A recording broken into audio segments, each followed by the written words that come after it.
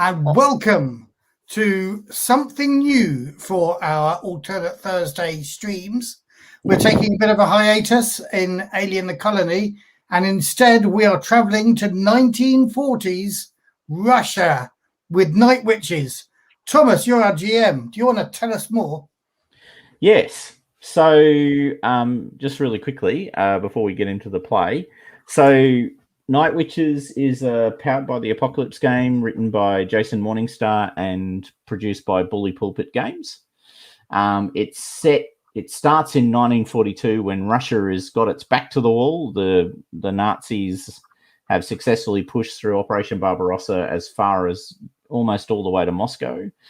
And Stalin puts out a call, and this is a real historical fact. Stalin puts out a call for all of the people of Russia to join together to drive away the fascists. One of the things he does in that process is he starts 3 female aircraft regiments, mostly because he's a huge fan of a particular woman, Marina Roskova, I think I've got her name right, who he's a huge fan of, and she convinces him that women pilots are the answer to at least part of the question. So there are 3 regiments of pilots set up. You've got the women who get yak fighters, so they look nice and schmick and buzz around. You get the women who've got a series of much more modern bombers, which is probably the hint about which one we're playing, because the word much more modern suggests there might be something else in the play. And then the last of the 3 regiments, the 5th, the 588th, get given effectively, and I think the Americans call them crop dusters, but biplanes in 1942. That is kind of like being poles on cavalry charging tanks in 1939 as far as technology goes. But what happens is quite amazing. The women fly over 1,100 missions over the next 4 years in these biplanes, often 5 to 6 a night. 1,100 days of flying and 5 to 6 missions a night, to get it right. And they're flying a PO2 biplane, which literally, I was reading this, I thought it was quite amazing. Their maximum speed is below the stall speed of a Focke-Wulf Me 109. So they are literally barely traveling faster than, a fast car. But they develop this technique, which is why they get the name Night Witches, where they work out that they can glide silently, because the planes weigh nothing, right? They're made of oil canvas and balsa wood, effectively. And so they do these disruptive bombing runs, and they go silent, and they become quite terrifying for frontline German troops, because they can hear the clack of the engines coming, and then they go silent, and they know that a bomb's going to fall anyway. The women themselves suffer some pretty awful treatment in the Russian army. It's a pretty misogynistic place in 1942. And, a lot of them are sort of forgotten, but their history's really been renovated. There's been a couple of books written about them. Obviously, this game. There's an amazing history book that covers Russian women in war all over the shop, called An Unwomanly Face of War, which was actually a Nobel Prize winner, I think, in 2015. Which is well worth a read if you're ever bored. I'm going through it as an audiobook now. It's freaking fabulous. So we're playing that game. We take the part of female pilots in 1942. The game plays through the 6 key sort of posts that the pilots go through the war. Death is a reality. They suffered something like 10 to 15% casualties through the conflict. So I think there were just over 230 odd women who fought in the unit, and they lost, and I'm remembering off the top of my head, but I think it was 38 pilots through the conflict. So the death was a reality. We'll be playing it obviously using PBTA, which I mentioned. So I should just mention that was originally developed by Vince Baker for Apocalypse World. And today is session 0 in effect, and session 0 takes place in the training camp in 1942, when the women are first recruited into the military and shown their way around the game by Marina Roskova and her select few. So at that point, I've just been messaged that my coffee has just become available. So, let's talk about priorities. So what I might do is start with you, Matt, if you wouldn't mind just introducing yourself, and we'll probably be showcasing our characters as we go, but, maybe a short word on your character, and I'll be right back. Cool. Hi, I'm Matthew. I'm co-host of the Effect podcast. But today I am playing Sergeant Valia Malinovskaya. Now, I'll just say a quick note about these. Each of our playbooks is named after a different bird, of which we have some of the characteristics. It's not like a class in other games, but it just gives you a little role-playing hint. So I am playing a raven. I've selected so far, I've put my stats in different boxes. I've selected to make +1 in skill, 0 in guts, and 0 in luck. I've selected the rank of sergeant. I could choose that, or junior lieutenant, but I'm feeling like I'm an older person. So apparently, in fact, I think I'm wearing a flyer's uniform, and I have a haggard face and stocky build, and I come from Chelyabinsk in Siberia. Mohammed, do you want to go next? Unmuted. Okay, hi, I'm Mohammed. I'm a Patreon for the Effect podcast. I'm playing Alia Anusha Omarova. She's a Kazakh woman. She was born in a small farming village southeast of Almaty, near the borders of China and Kyrgyzstan. She was married in a very young age, at the age of 15 by the time then. She bore 3 little children, and her husband was her father was an ex-fighter pilot during World War I. She used to hear his tales about aviation and flying and the fight during the war. She loved listening to his stories. Okay. During the Kazakhstan famine in 1930s, she lost all of her family, their siblings and mother and father. After World War II started, her husband was recruited, and after that, her 3 little children were also. Okay, so my stats, she's an owl. Her stat is 2 in skills, 0 in guts, and definitely she's not a very lucky woman, so it's -1 in luck. Brilliant. Yeah. John, do you want to go ahead?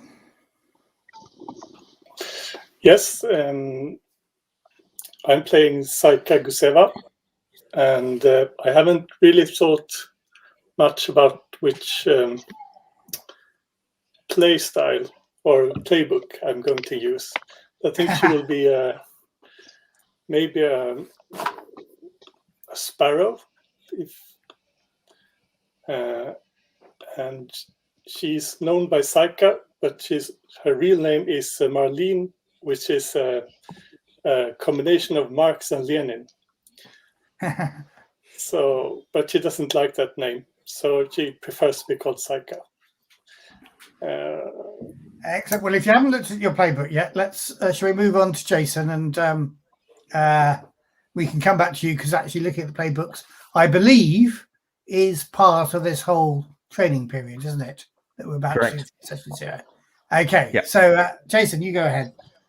Yes. Hello. My name's Jason. I am going to be playing Aliona Voropeeva. And I am using the Pigeon playbook.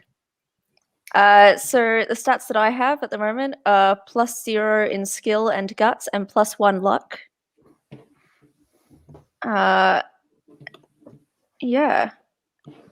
And I have a sister back home named Sonia, who I write to sometimes, but I don't have much connection with the rest of my family.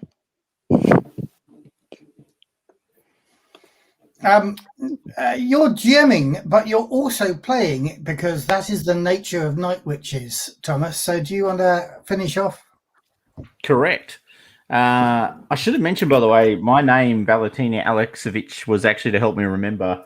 That's the author of The Unwomanly Face of War, just in case anyone's wondering. So I've named myself after the author of the 2015 history book, which is excellent. I am intending to play because, so we should mention this now, actually. So one of the options for play is that each of the posts gets GM'd by a different GM. So I think we're going to go forward with that. So I'm GMing sort of this, but we're also going to share the load a bit even in this session. And then I think I'll GM the next post and then we'll hand it around. So in the hope that I will get to play Night Witches, not just GM it, I am playing Valentina Alexievich. She's a sergeant. And she is a sparrow.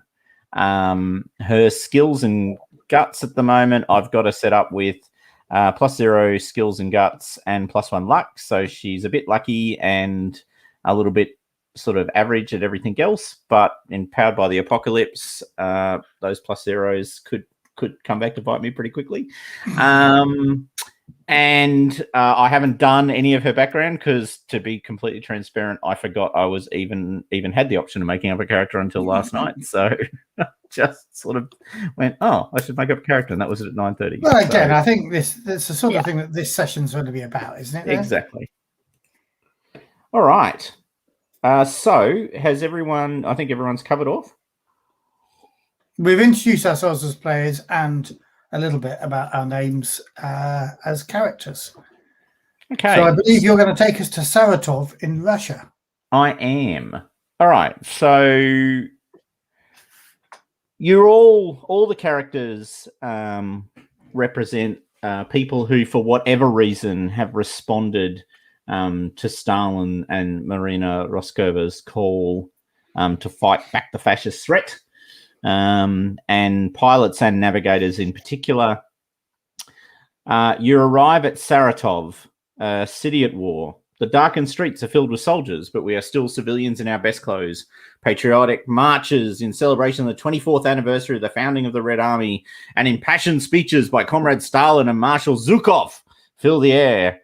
The day is not far distant when the Red Army will thrust back the brutal enemy and the red banners will fly again victoriously over the entire Soviet land.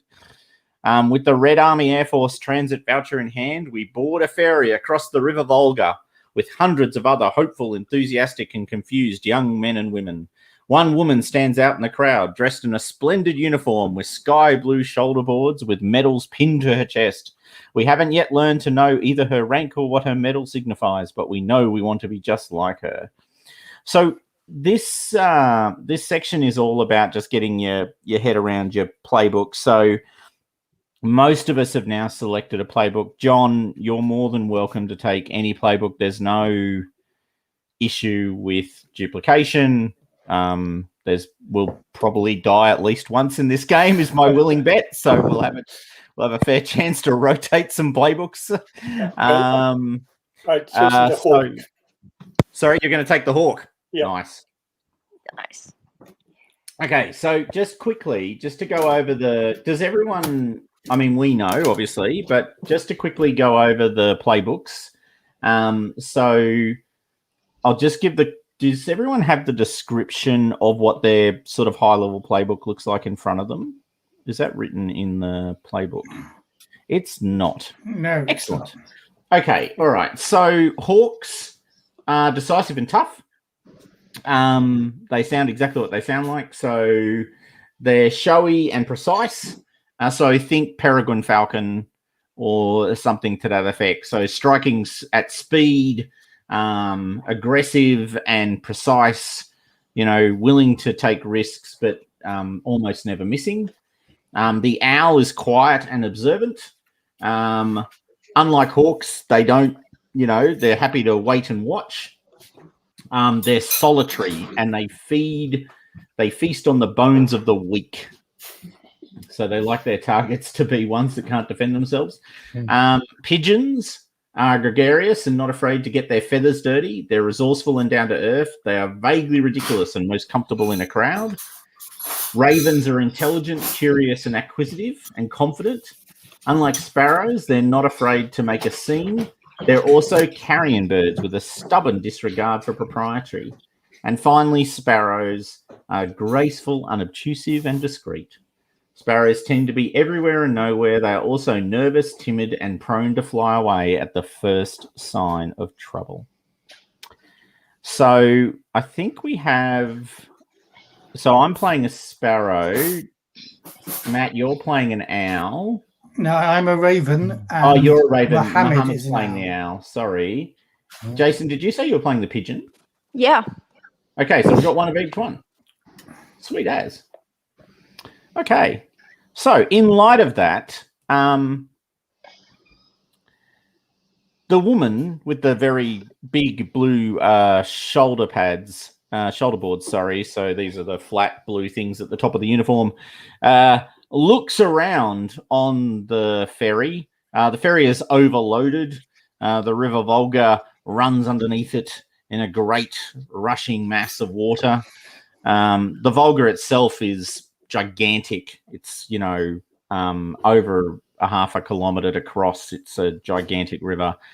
And while you're on this very rough ferry ride, packed to the gunwales with all these other people, Captain Evgenga Lobdeva looks around and notices you all clustered in a reasonably tight group, not by anything other than pure luck, and places her eyes upon, let's see who, Alyona Vorapeva. I think I got that mostly right. Yeah, that's me. You chose a really solidly difficult Russian name, Jason. Just giving you points. You're for welcome. That. Okay. She walks over to you and looks at all of you, but pays particular attention to Aliena. And who are you? What brings you here? Alyona Vorapeva, ma'am.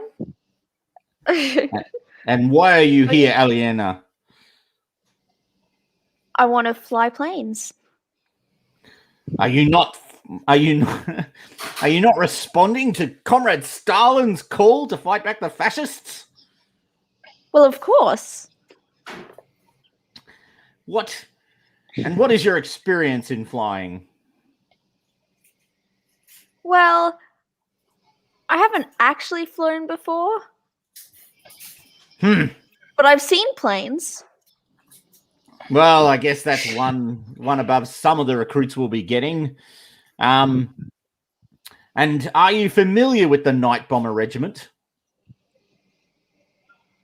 I can't say I am. I see. Well, and the rest of you, she looks around at the rest of you. Have you got any experience in flying planes? I too have seen planes. They Very look reassuring. like very useful tools, maybe for farming.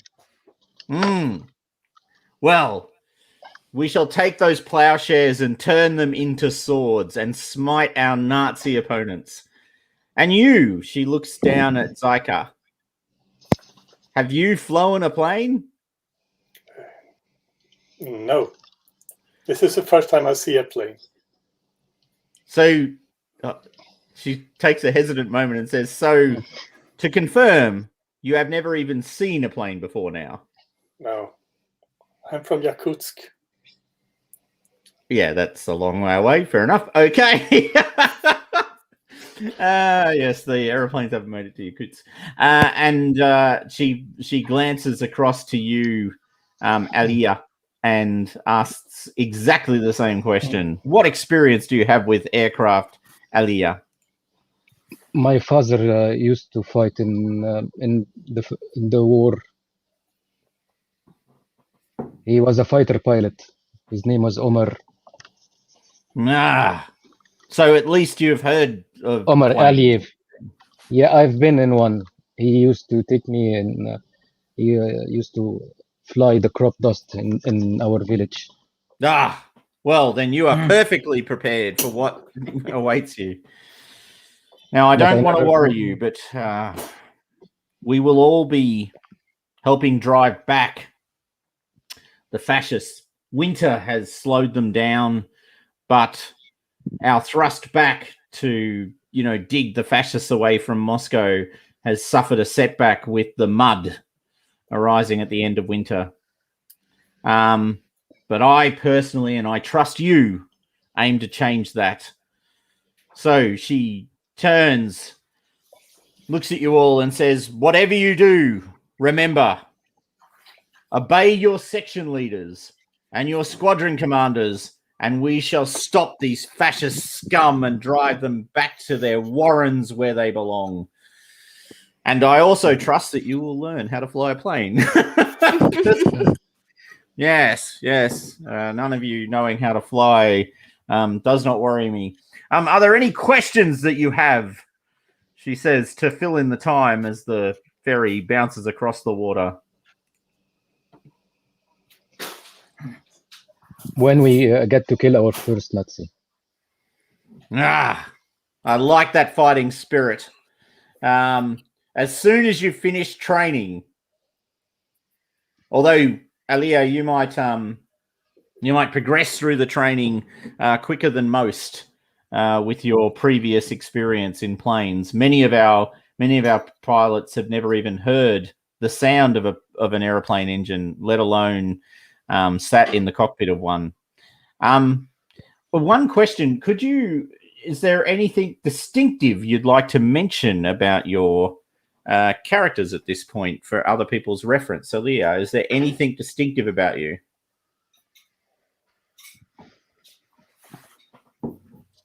Sorry.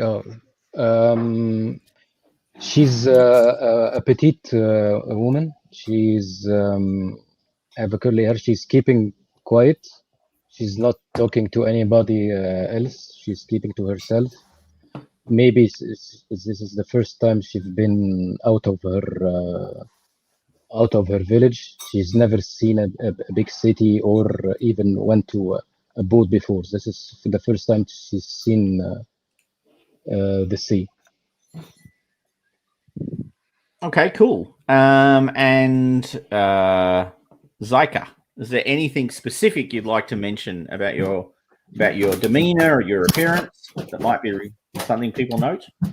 She's a bit stiff as a person and tall and skinny. Okay. And her eyes tend to dart here and there. So she glances from point to point. Adiana, is there anything specific you'd like to mention about yourself? Yeah, Aliona is constantly moving. She's kind of like moving her hands around and fiddling with her fingers and full of energy all the time. And Valia. I think I might be, but it's hard to tell my age, but I definitely look like the oldest person here, even older than the officer.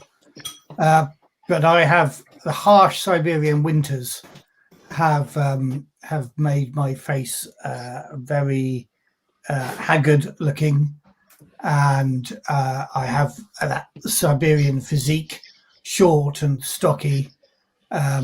So it's hard to tell quite how old I am. But I also carry myself with a confidence, I think, that suggests that I do think I'm older than everybody here. Or if not older, wiser, at least. I should mention, Valentina is sort of quite, she's wearing sort of ill-fitting clothing and she's hiding in the back. She's not very prominent. She's sort of behind the whole group, and she looks quite sort of cringy, so she's quite bent. She's probably reasonably tall, but you can't tell because she's sort of pushed down, if you will. Okay, so we should probably have explained we're going through the structured introduction through this. So we're actually playing through a series of chapters of a structured introduction for Duty Station 1. So that's why we're going to do what we're doing. So the ferry bumps against the dock at Engels Air Base, and everyone is all business. So there are, if you remember the with a somewhat less violent ending to it, but if you've ever seen Enemy at the Gate, which is the famous sort of war movie about the sniper duel in Stalingrad, which, by the way, was mythological. It never actually happened, but it's a great story. Then there's that scene where they're all getting off the ferries and the commissars and the sergeants are yelling at people to go, go, go. We're not charging into machine gun fire owned by Nazis, but the rest of it is pretty accurate. So we're pushed off, and there's equipment and there's people, and everyone's jammed off the ferries as quickly as possible. The sergeants and other people are yelling for people to get moving.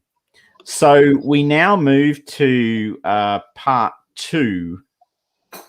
Now, I was going to start rolling it around, but I'm happy to do the first few until we get the character sheets completed out. What would people prefer? I'm happy to do part 2 if you'd like. Yep, that'd be great. Go for it, Matt. Because I was wanting to correct you, we're still actually 4 kilometres away from the aerodrome. Correct. At the dock here, we've got to walk. Luckily, being a peasant woman, I have sensible shoes for walking because that's what I do. I'm sure mine, in fact, are wooden shoes that deal quite well with the mud as well. Across the Volga, Engels Aerodrome is still 4 kilometres away. While a truck is waiting for Captain Lobodeva and the other soldiers in uniform, we are told to walk.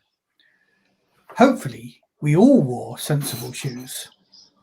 The skies overhead are filled with airplanes, sleek new PE-2 bombers shining in the sunlight, stubby, aggressive-looking Yak-1 fighter planes, and a plodding old PO-2 biplanes, which look ridiculously out of date with their tiny engines, which sound for all the world like sewing machines. As we near the aerodrome, footsore and hungry, we see for the first time how massive and busy it really is. There are hundreds of planes here and hordes of Soviet aviators, many of them women.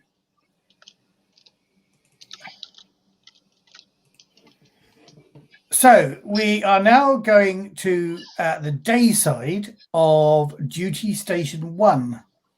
And we need to collectively answer the questions and draw the Engels Aerodrome. Now, do we want to pull that up on screen? By all means. I think I should be able to do that. I think I downloaded this all earlier on. But give me a moment. No, I'm in the wrong browser. Hold on.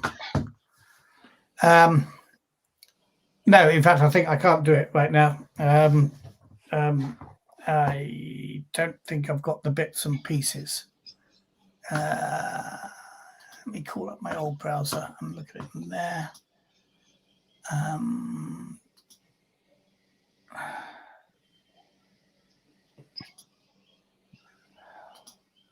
One thing I forgot to tell about Anusha, that she's always fiddling with her necklace. She's always touching her necklace and fiddling with it. Oh, yes. Sorry for this delay. I'm having to re-download it.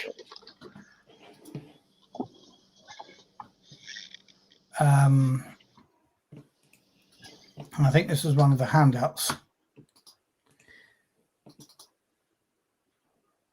Right.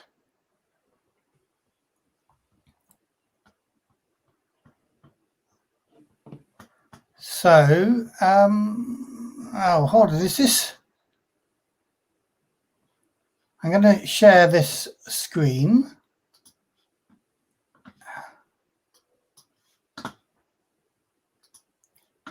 Oh, wrong screen. Too many windows.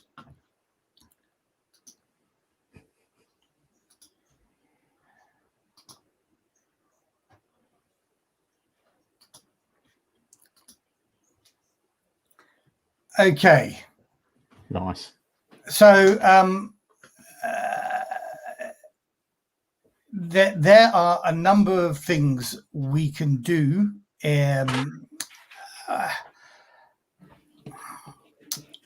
One, Powered by the Apocalypse is a storytelling game. It can sometimes feel a little bit like your choices are limited, in that you're given a number of moves on your playbook, or in this case, in these sheets here, which are things you can do. I think it's important to think, first of all, think about what you want to do first, describe what you're doing, and then we could all chip in and say, oh, well, I think that's one of these moves, or whatever. As you're arriving at the aerodrome, and you're looking around, are there any things you want to do, like well, what is, I think, your first reaction, everybody, to the sight of all this activity of more women in uniform, some dressed in flight suits with helmets, of so many men, so many planes, all acting up, and you feeling still in your civilian clothes, a little bit out of place, and a little bit confused? So, I think Valentina is looking around. She's I mean, she's here for she's here because she doesn't really have any other options. So for her, this is all about finding a safe place to be, which sounds weird, but her background suggests that being at the front is safer than anywhere else. So when she sees all these women, she probably looks quite amazed. I mean, she's never seen women in uniform before, let alone women in charge, because some of these women are officers, right? So they've got, you know, they're actually women in charge of things. So she looks in amazement and goes, look over there, and points at, you know, probably the most senior officer, and goes, and maybe some of them are wearing, you know, medals of various conflicts they've already worn. That's amazing. You know, aren't you excited? And wants to sort of, you know, sort of follow the, sort of get the group to sort of travel along and sort of go and talk to someone and get ready to go. You're stopped, though, at the gate as you advance forward, and a military policeman from the 4th Air Army asks you for your papers. Here, pulls out her, you know, her letter of engagement, I think it is, and her ticket, her traveling ticket that got her on the ferry. She probably gets them confused. Saika lines up behind. Yes, he kind of then starts processing all of you as a group, checking your papers one by one. And then he finally says, very well, you are all to report to Sergeant Kativa in Logistics Area 6 and request the following items. Remember this: service uniforms, flight boots, 1 week's rations, and directions to the 588th trainee barracks. Move on, please. There's a big crowd. Repeat the list before you go. Service uniform, boots, 1 week of rations, and the direction to the training barracks. Direction to the training barracks. Very good. So you're all of you then looking for Sergeant Kateva. Yes.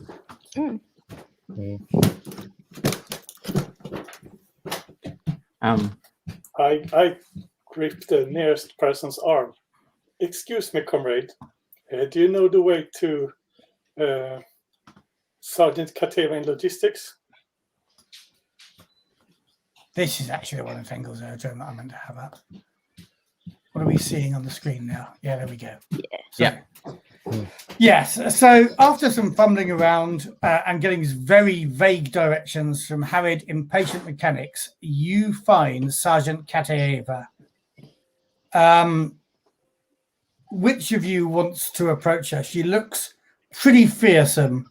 She's screaming right now at a hapless private. So you might all be looking at one other member of your party to go and introduce yourselves to her. I take a step forward. Comrade Very Sergeant, well. we are new recruits.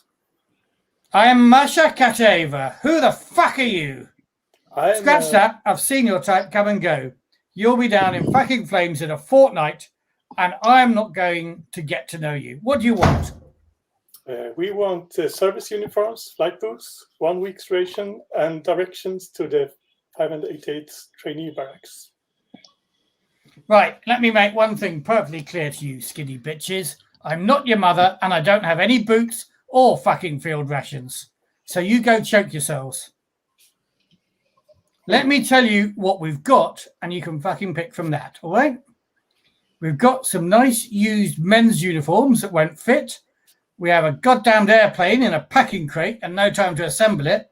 We got endless fucking shovels for some reason. Ask me for anything else, and I will shit on your mother. I look around at everyone else. Okay. Well, so I'm definitely sort of crouching back behind everyone else as this woman launches this verbal assault. And it's not looking good because I was mostly here for the rations. So There will be food, right? I ask the Sergeant Kateva. Food? Well, do I look like I've got food? I got to focus on acquiring a couple of shits of M11 engines and all the shit that breaks on those fuckers. Cylinders, heads, gaskets, pumps, Jesus and his whoremonger apostles, gauges, canvas dope, control wire, surfaces, wheels and struts, bomb release mechanisms. I could fucking go on, sister. I don't have shit. So before I find you sukas some nice lady boots, that's what I'm going to concentrate on. You better go and see Lieutenant Petrova. Ask for her in the 588th barracks. Just keep walking that way until you see the shitty place no decent woman in her right mind would call home. I look around for the uniforms. Is there a pile somewhere where we can hand out? Or well, I think we might. Should we try a move?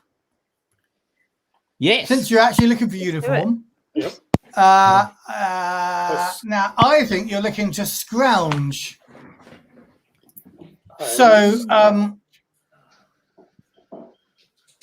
you're looking around and not going through the channels. So, roll plus luck. Sorry, actually, I cannot for the life of me remember what dice we're rolling. 2d6. 2d6. Okay, because some PBTA games are 2d10. I've just forgotten. 2d6 plus whatever your luck rating is. I have no luck. I score a 4. That's a complete fail. Total fail. That's a total fail. You've got to get 7 or better to have a partial success. So when it's a fail, the GM gets a move, right? Yep. And what can I do? Actually, I haven't. You can do well. I think within the context of this, you can pretty much. It's just got to be a hard no of some description. Yeah, I'm just. Give me a moment. I just want to have a quick look at the GM moves in the rulebook and just see if there's anything I could really screw your lives up with. All PBTA games are transferable. At this point, you could pull out a Warren hard move. Right, What a do you fox mean I don't leaps get on the you. carrot? And I don't kills it. understand. A weasel attack. What? So day moves. Right. Well, we're going to say a hard no. And in fact, what I'm going to say is since somebody brought up food, your stomachs, all of your stomachs are rumbling and you're all feeling really hungry as we move into the next scene. Now, what have I got? Hold on. Logistics area 6.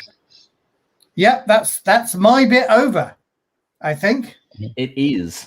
So we moved through this pretty quickly in the first session. We'll get through the first post in quite quick time. So who's going to take part 3? Arriving at the 588th Cheney Barracks.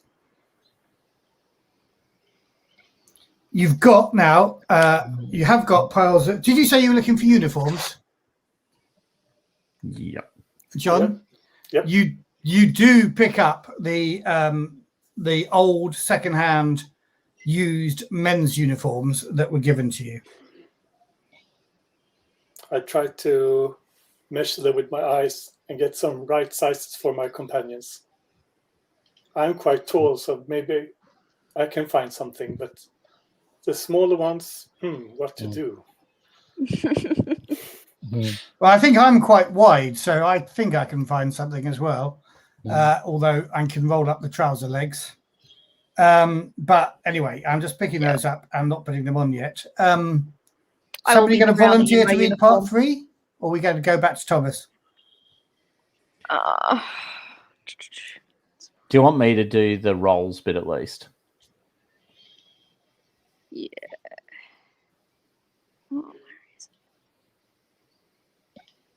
Go on then, Thomas. You do it. Okay. All right. So this section, just to quickly go over it. So we've done the playbook choice. Now we have to choose the roles we have in the unit. So there's 5 roles. So there's adventurer, dreamer, leader, misanthrope, protector. Oh, sorry, there's 6. Zealot.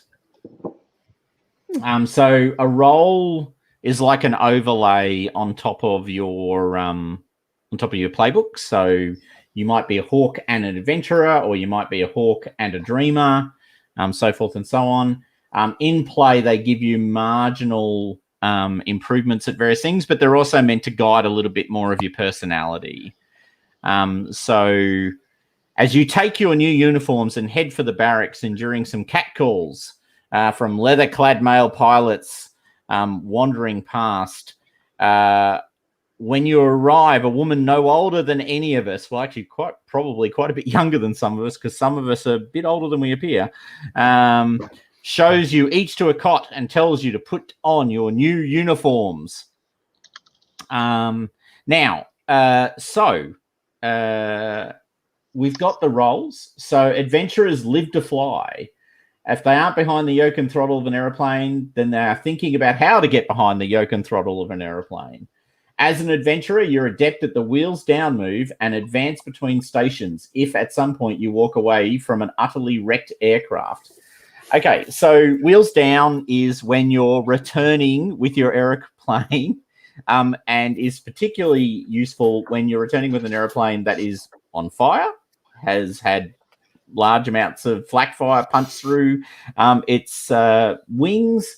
Basically, it's the move you make when things have not gone well on the flight. A dreamer, in addition to the nightly clouds over German targets, dreamers have their heads in the clouds of their own making.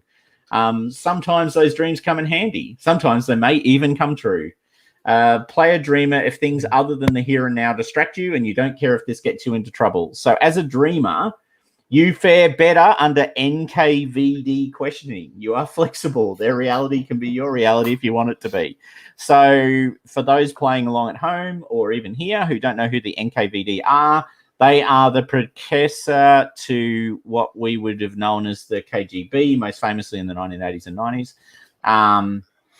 They are Stalin's mechanism of terror, and they also... most of the commissars, so the political officers, belong to the NKVD. You could play a leader. They're born to a lead and assume command naturally, whether they've been assigned to it or not. They often end up in charge of squadrons or sections and serve the regiment as general officers. Being selected to lead others is a serious honor that leaders covet.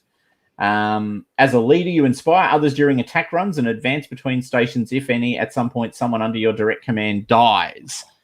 So you can, you're better at getting people organized on the bombing run. And the attack run in particular is the move where you are the lead pilot dropping the bombs. And advancing, advancing between stations is where we move around from post to post. Just one comment. There are things called marks as well, but we'll probably get into that when we play. But they're basically semi-negative. And if you have too many of them, you die. So there's that to look forward to. The misanthrope is a refreshing tonic from the hideous madness of the Red Army Air Force. Cynical, iconoclastic, and against the grain, they always know a better way, although they might not care enough to try it. Play a misanthrope if you know it all and don't care if your hands get dirty. If you're a misanthrope, you're an excellent scrounger and advance between stations if at some point you bucked against the patriarchy and got into trouble for it. So scrounging is a day move where you go off and find parts to repair your somewhat broken planes and fulfill what's known as the mission pool, which is our little pool of advantage that we can draw upon in our night runs against the Germans. So if we do a good job of prepping during the day, we can take some bonuses into our flights against the Nazis at night.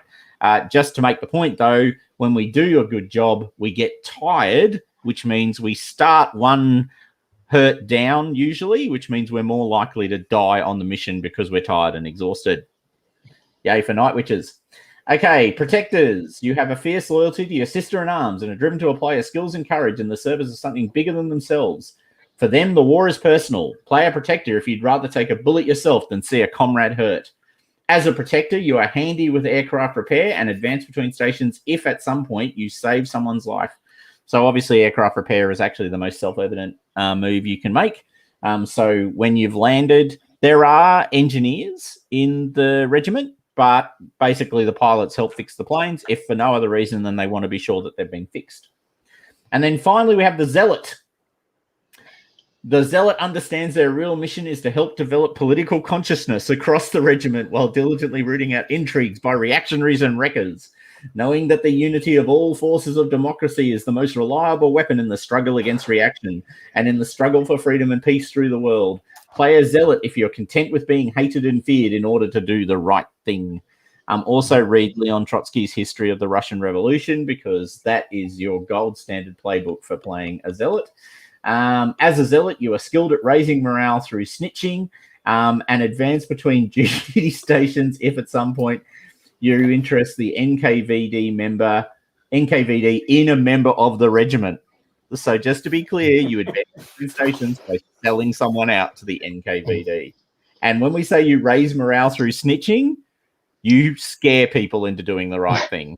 So, you know, fun times. Right.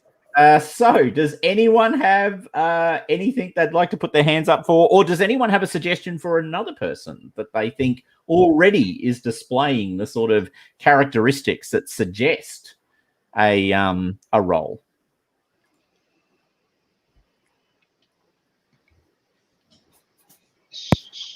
Well, I'll speak up. I personally think that I'd like to go for an adventurer. Okay.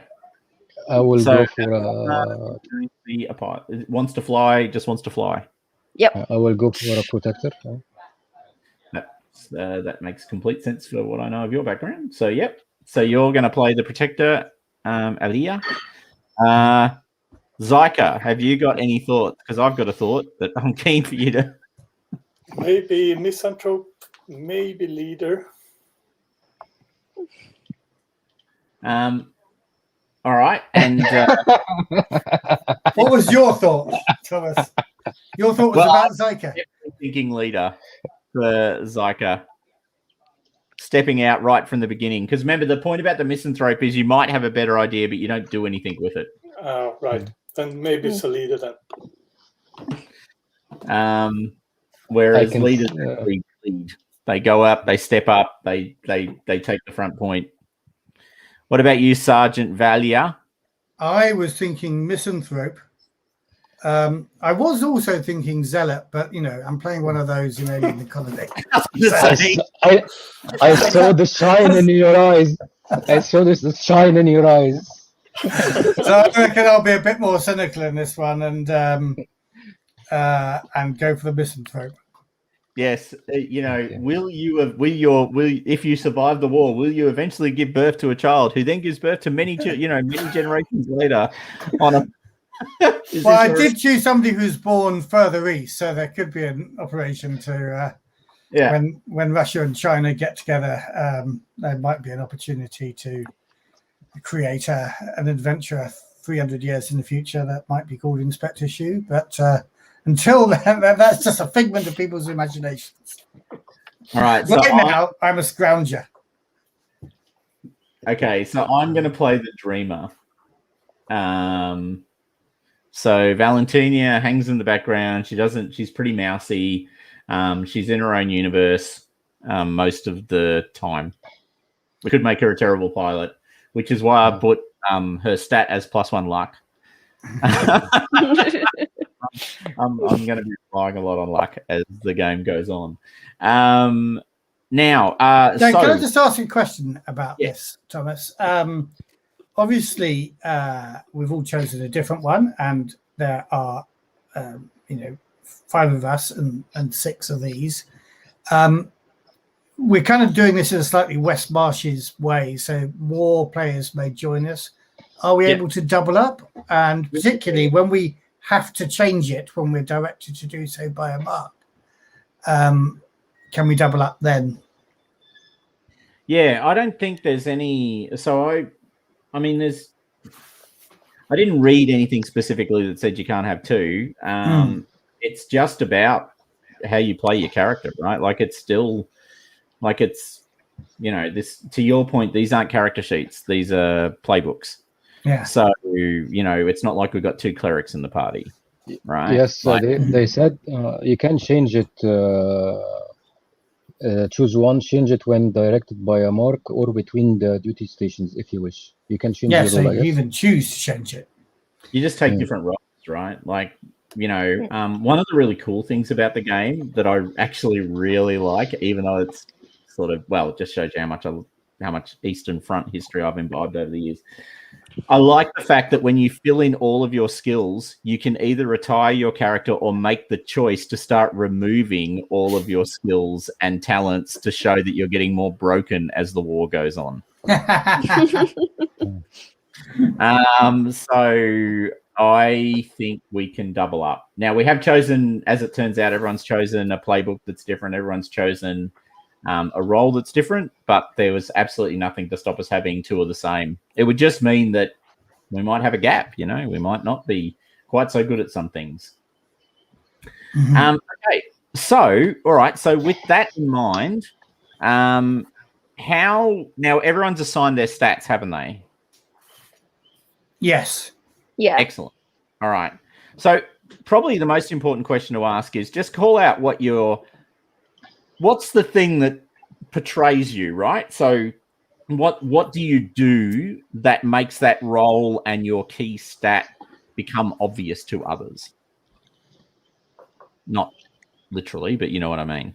So Zyka, what's the thing that sort of defines you as a person, and how is that visible to others? That's a good question. She seems to be very conscious about her surroundings and seems to think and analyze things that she sees. And she tries to react accordingly. But she's very young, so she hasn't, maybe she lacks some confidence. No, maybe she's overconfident. But, well, she seems pretty sure of herself and seems to know what to do. Cool. She never leaves a gap where leadership's on the table. And she seems like she's skilled. Okay. And Aliona, what's the thing that is most obvious about you to others? So Aliona, she moves quite quickly. Like, her body is constantly in movement, in motion, and she's not very coordinated. She's a bit clumsy. She's tripping over her own feet all the time, but she manages to catch herself every time. She's clearly very excitable. And yeah, but she seems to always get away unharmed. And Aliyah? She's keeping herself. She's like holding her belongings together. If someone will steal it from her, she's like hugging it, and she's, like I said, she's always touching her necklace, opening it up and touching it every time and then. But also she's noticed that she's very handy in her work. Once she took the loose outfit that she had, she sewed it to become fit on her. And so she's watching the machines and the engines all around the base, because when she was young, her father showed her some bits of the engine, not the specific how to use it, but she showed her some parts on how to use the engine or how to fix some small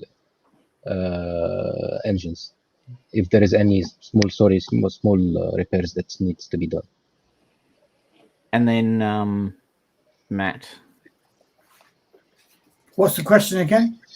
I was just saying, what's the thing that personifies? So you've chosen this role. You've obviously got a key stat. What's the thing that personifies that, right? So what's visible to others about that? Right. Okay. So I've actually just changed my stats because having read this, it says choose your role, then assign your stats. So I thought my misanthrope relies on luck more than skill. So I moved my +1 from skill to luck. But also, of course, being good at scrounging relies on seeing what's there. So I've already noticed Alia, hugging her possessions to her and always checking her possessions. And I'm already thinking, what had she got that's worth stealing? So I'm quite open about it. I'm not like an owl who kind of watches from advance. I'm kind of more like, what can I see there?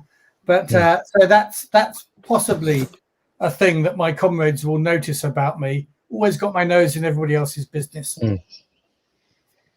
And Valentina sort of continues to drift at the back of the group. She's just not really present, right? She gives this constant vibe of not really paying attention to what's going on around her, but just sort of following the group on the basis that they know what they're doing. So if she's ever directly called out, she'll often be quite confused as to where she is and what she's meant to be doing. And she basically skates across the top of most of the communication and content by sort of drifting in and out of interest. And then when you call her out about it, she sort of pays sudden attention to you. But she's not, Yeah, she's pretty obviously not paying a lot of attention. She's also, matter of fact, I'm just interested to ask, can everyone indicate who's got luck as their key stat? Yeah, I think a lot of us have now. Oh, good. Okay, it's reassuring. At least 2 people are not getting by on luck. That's reassuring. I changed my stat to guts instead of skill. So okay, well, right. Yes, makes again, complete which probably. sense. Yeah. Yeah, she's not very lucky. She has a minus in her luck. Oh, yeah. Actually, based on the story that your background that you shared with me, I think that's a pretty valid call. Yeah, your luck is shit. Okay. All right. So we've gone through the roles. So this young woman, she's looking at all of you, and she's actually got. Is she a senior lieutenant? Yeah, so she's a senior lieutenant. She looks at you. Who did she pick this time? Okay, Valia. Actually, yeah, why not Valia? All right. She looks directly at you, Valia. So, Sergeant, because you're a sergeant, right? You've got the sergeant panel. What's your name? Valentina Malinovskaya, but people call me Valia. And where are you from, Valentina? I'm from Chelyabinsk. It's in Siberia. So do you know that we're only interested in pilots and navigators here? How do you think as a Siberian you'll do as one or the other? I can do anything. On the farm, you have to do everything. I can be either one. I could do both at the same time. It depends which seat you sit in. It does. So you'll be qualified for each by the time you leave here, but only those who are truly gifted will be pilots. Navigators always go in the back. I shall imagine I shall sit in the back most of the time. Yes. And do you understand how the planes work? Yes, the propeller goes round and the plane flies. All right, it's a bit more than that. So, number 1, no matter how many times you've seen it, don't fly upside down. That's for trick pilots. The plane stops working when you do that. Our fuel and oil are gravity fed, so top down. When you flip the plane, not so good. Top just down, a mesh right? screen Yes. on the plane. Top wing down. I get that. Yes. It's air cooled, so you've got to keep flying to keep the engine from bursting into flames. And open cockpits. Yes. You won't be enclosed. No. I have the planes I've seen have all got open cockpits. I was not expecting. I'm born in Siberia. I can cope with the cold. True. You Siberians are definitely from the cold, so you won't find flying at night challenging in that direction, but you will be, above the ground. It's strange at night when there's nothing to give you guidance. Now, I just want you to memorize these things, because this is what you're going to need to know when you're in the cockpit. Down and to your left, throttle, fuel lever, mix lever, fuel cutoff switch, carburetor, elevator trim, left dash blank. You'll find the pilot heat, the master battery, panel lights, 2 magneto switches, gauges, fuel, altitude, airspeed, heading, altitude, climb rate, and engine RPM, oil pressure and temperature, fuel pressure gauge, and cylinder temperature. Now, can you remember all of that? I'm sure it will be like the tractor that we will earn after we have won this war against the Germans. As simple as that. She looks at you. Say it again. Throttle, fuel lever mixture, fuel cutoff switch, carburetor heat, elevator trim, left dash switch bank, pilot heat, master battery, panel light, 2 magneto switches. The gauges are fuel, altitude, airspeed, heading, attitude, climb rate, and engine RPM, oil pressure and temperature, and a fuel pressure gauge, and the cylinder temperature. Does Yes. that sound like what you would expect to see on a tractor? Maybe not. Out of character, it's pitot heat, not pilot heat. It's a little tube that goes out the front that measures airspeed, and it needs to be warm so it doesn't freeze up. So, pitot. It's a little sticky thing that sticks out the front of a lot of pitot. Yeah. Sorry, I was reading it so quickly I was misreading it. Pitot heat. There you go. Now, I can memorize so I'm things. I look at ask things. each of you a question. The problem is I've got to sort of open both at the same time, which is tricky. All right. Aliona. Yes. Who do you know in the 4th Air Army Logistics and Supply Commissariat, and what favor do you owe them? Oh, that's a good question. I think I know a woman here who's an engineer, and I owe her a favor for she's fished me out of a tricky situation in the past that I stumbled my way into. So I owe her for that. Okay.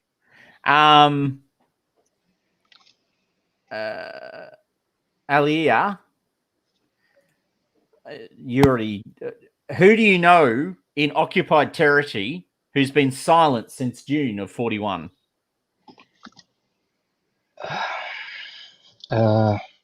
My husband and 3 kids. Okay. And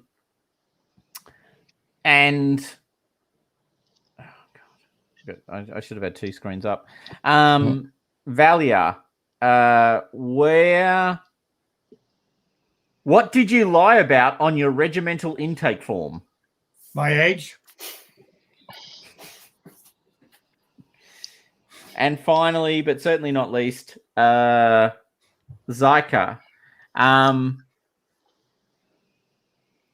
Why did you want to join the 586th Fighter Regiment so badly? Because they fly with canopies and they fly fast, and they got to shoot with machine guns at the German fighters. That would be awesome. Okay. The senior lieutenant, satisfied with your answers, tells you that the major is waiting on the flight line, and you file out to meet her. Okay, so now we're up to the the 4th part. Flight lines, Engel Airdrome. Who would anyone like to take on part 4?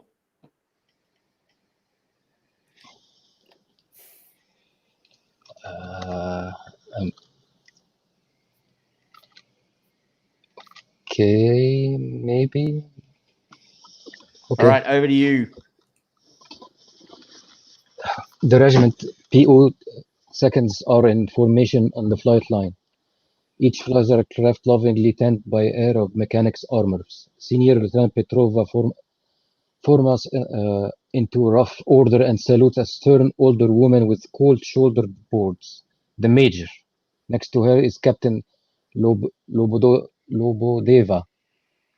who we met on the ferry, her chief of staff. Along with several other officers, the major took us over. Comrades, welcome to the regiment, she says. I'm Major Yevdokia.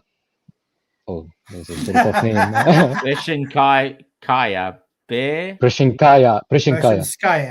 Preshinskaya. Yeah.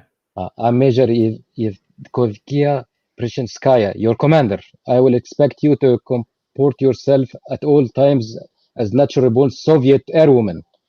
We will fly these, and she points to the biplanes behind her.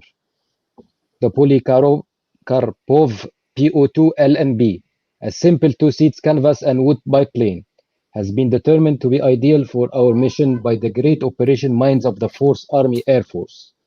and we are certainly not going to doubt their wisdom in this matter. Let's No. talk about that mission, shall we? Okay, choose a player for major. Okay, she's go to EU Valentina. What's your name? Did you train with the Comosol Flying Club or a glider school as a part of an agriculture technical academy? My name is Valentina. Speak out, woman. My name is Valentina Alexevich, and I trained in the glider school. Good. And what did you learn in the glider school? I learned that there's the stick in the middle, and when you turn it, the plane turns. Aye. Every time they got worse, but you will do. It doesn't matter. Okay, have you do it? You fly it, you drop bombs, Nazis getting killed. That's your mission. And survive. Yes, Major. Oh. Okay. What's next? Okay, I have all the players. Okay. Now, all of you stand. Administer the following oath, okay? Repeat the oath. I'm standing. It says have all the players stand and have all the characters stand. Okay, I can paste the oath in the chat. I'm straightening my back. Is that good enough? I think so. Okay. Together in unison. I, Alea, promise to rise. This is the worst unison that I ever saw.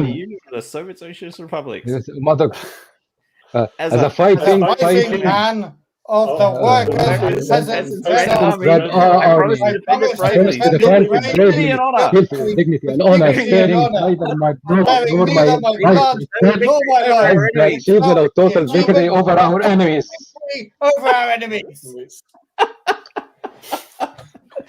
As I said, every day they are getting worse, but I love your enthusiasm.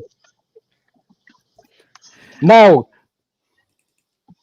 go to your barracks. Captain Lobdeva congratulates. Okay, she's congratulates you, pointing the way to the mess tent, so we can finally get some chow after them. I guess you're all very hungry now, right? Yes. Yes. Yes, ma'am. Okay. So go to the barracks, eat your food, and tomorrow we will begin at dusk in classroom F. Now go. Okay, that was a little bit over the top, but okay. Great, absolutely fine. That was really good. Yeah. I hold great hopes for our unit, considering how organized we were. So synchronized. So synchronized. Oh, yeah. We're going to be awesome at this. This is what we're good at, right? I was reading the oath. I thought, oh no, I can't remember my name. I've got to go back to my character sheet. Now I'm late on the oath. We did miss out some facts, which I guess might be just important to run through about these aeroplanes. Yeah. Major Bashanskaya mentioned to us that there are three things where you can put a bullet that will break the PO2. The fuel tank, which is small, the engine, which is compact, and the pilot. Anything else just passes through and you keep flying. And honestly, the pilot doesn't count because you've got a spare. In the back. There is no radio in a PO2, so individual air crews communicate with hand signals or by a speaking tube, and communication between planes in the same section is done by flashlight, flare, or hand signal. I guess not hand signal at night time.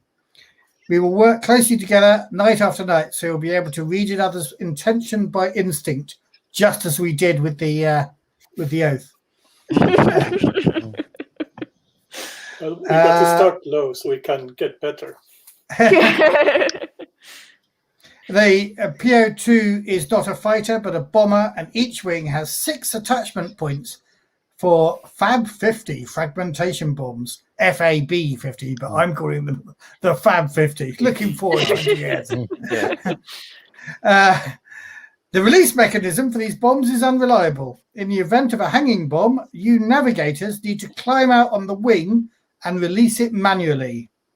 When Fab 50s aren't available, we will drop sawed-off railroad ties. Since our mission profiles rarely have us flying above 1,200 meters and weight is at a premium, parachutes are not standard equipment. Oh, did I miss all that? Okay. And then, yes, formation drill at 1,500 hours tomorrow. Okay. Sorry, I missed all that. That's okay. That's okay. Yeah. It's fine. I think the message is pilots and navigators are highly expendable, and we've got shit planes. So, you know, I think that message is now clear. I'm excited. All right, Jason, do you want to run us through Classroom F? Sure, I will run us through Classroom F, Part 5. The following morning, we find ourselves in a crowded tent configured as a classroom. The pungent smell of aviation gasoline permeates everything, and the roaring of aircraft occasionally interrupts a lesson. Our first class is on political consciousness for aviation troops and is conducted by 2 women in the grey tunics of NKVD officers. The NKVD, as we know, is the Soviet secret police, and her officers are not to be trifled with. 2 are attached to every regiment. Good morning, trainees, says the ranking officer. I am Captain Olga Baruskova, and this is my deputy, Lieutenant Svetlana Sheremeteva. Our job is to encourage your continued development as politically conscious and socially engaged communists.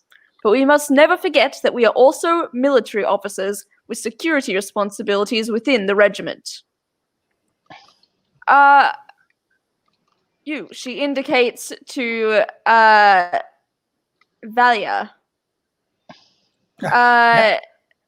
What's your name, comrade? Where are you from?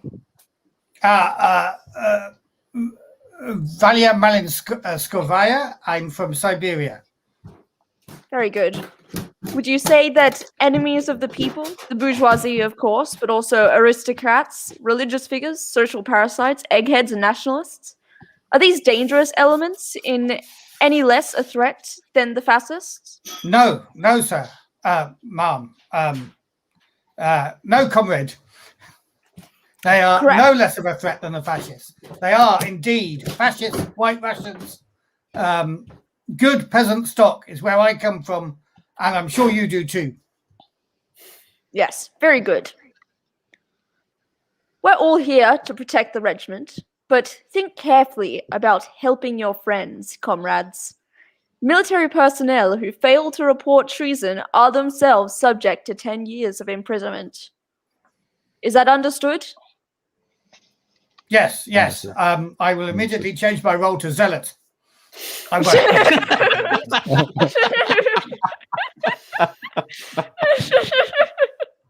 Nice.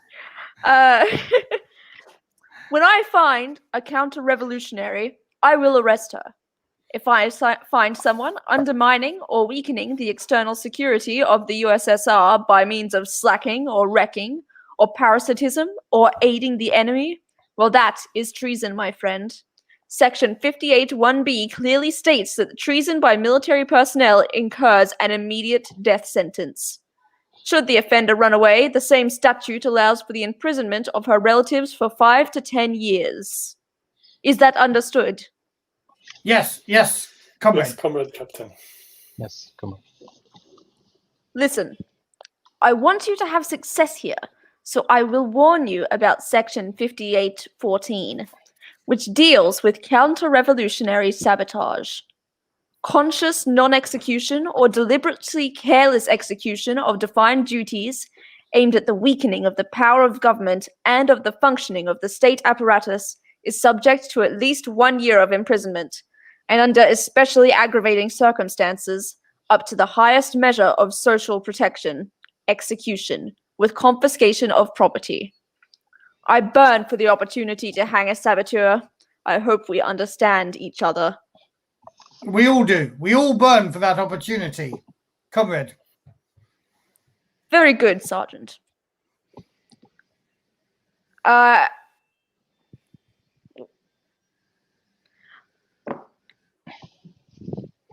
You, she indicates to Zyka.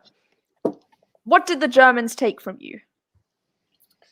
They violated our motherland and our Soviet population.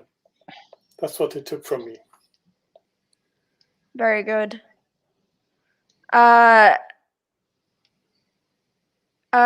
You, and she indicates to Aliyah this time. What does the Marxist-Leninist struggle against the forces of reaction mean to you personally? She's looking at you completely open-eyed. She doesn't understand a word that you said.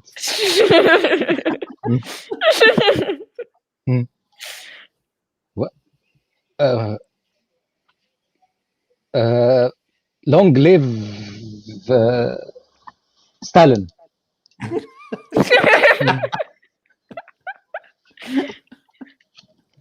She's a far Good. woman. She doesn't know who is Yes. Marcus and who is not.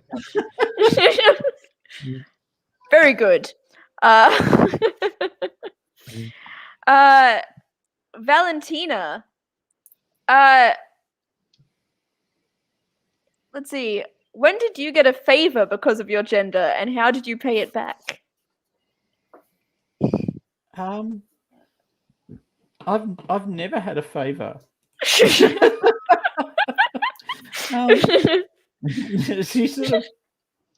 She sort of crouches down even further into her body, if that was possible. In the orphanage, they were very tough, and so we never got favors. I don't know what you mean. A favor? Is that like where someone does something for you because they like you? Good answer. And last, Valia. What would you be doing if they didn't let you fly? I would be fighting in the mud for the motherland. Very good. I like the spirit. So Captain Baraskova hands out some inspirational literature to everyone here, and then dismisses you all. You all have 30 minutes to wolf down some kasha before classroom instruction in land navigation with Senior Lieutenant Petrova begins.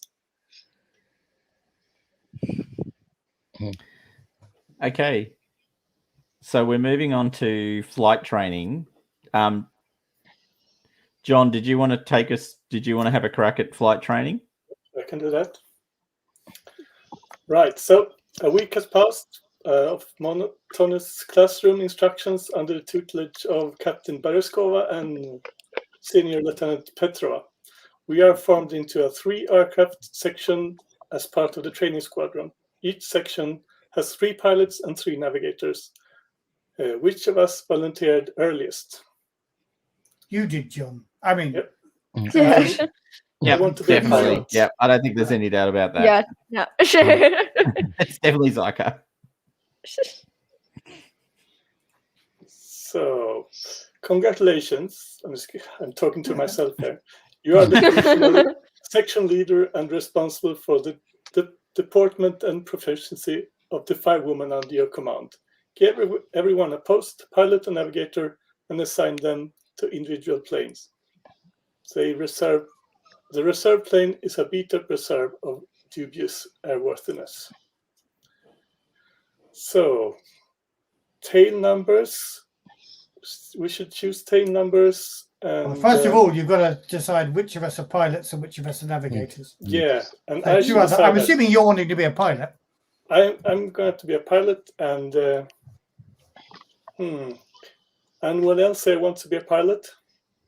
I do. Right. One more pilot. I'll probably be a navigator. Navigator. And the cat. Yep, and the cat. Cat's Yep. in.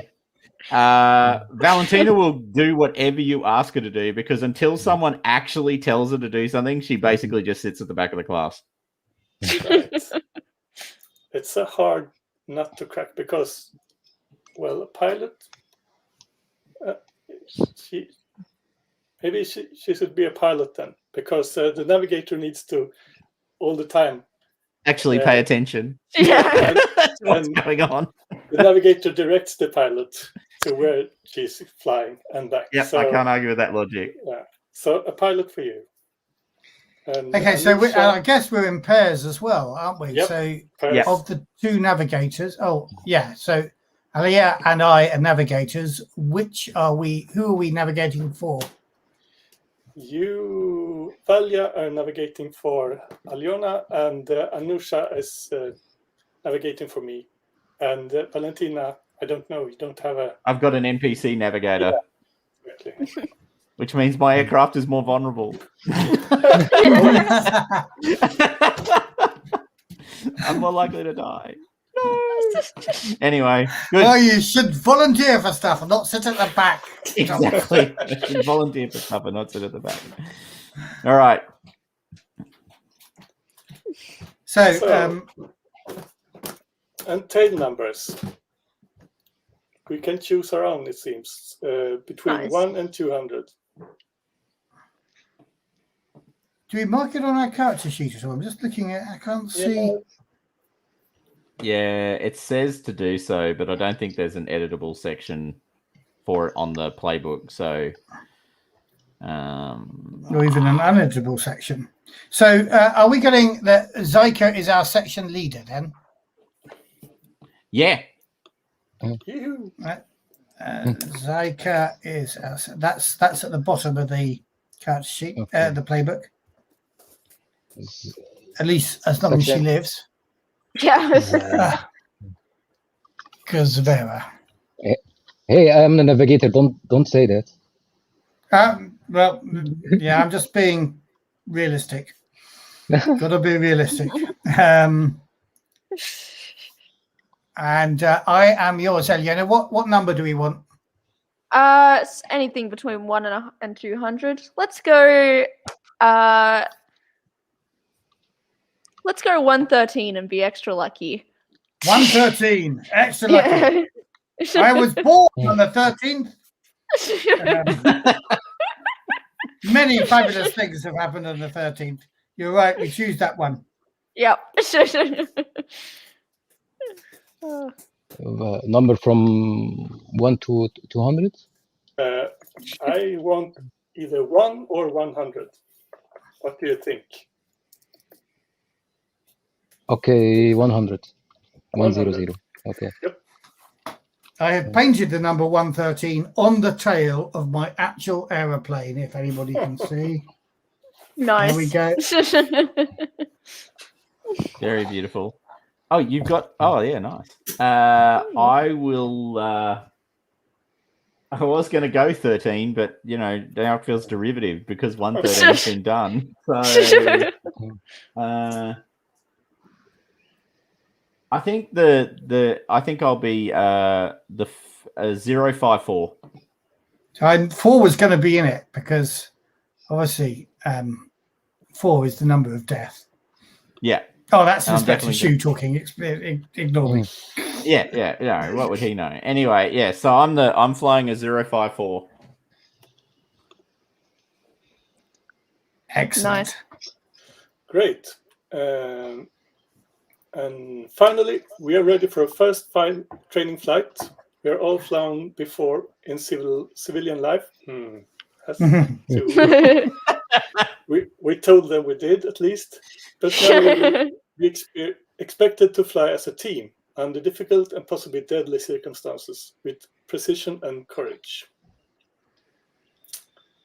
So, Okay. the night So do you want me to side run of us through the little? Yeah, please.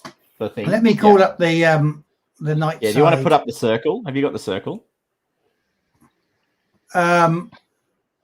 Sorry, the circle. Which one's that one? It's on page 98 of the rule book. I'm not looking at the rule book. I'm looking at the handouts. Yeah, it's not in the handouts. 98. 98. Give me a moment. It's worth grabbing the circle.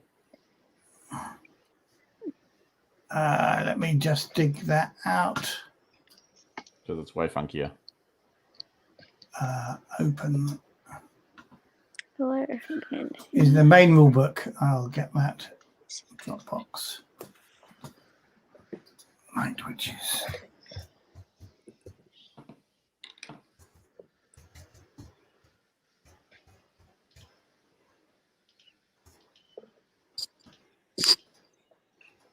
A moment. Oh, why are you wet? Okay, that's fine. Never give a cat's wet. Yeah.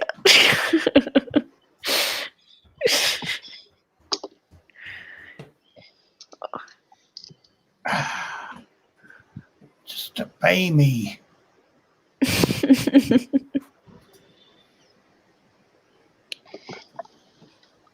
Right, that should do it. And 98.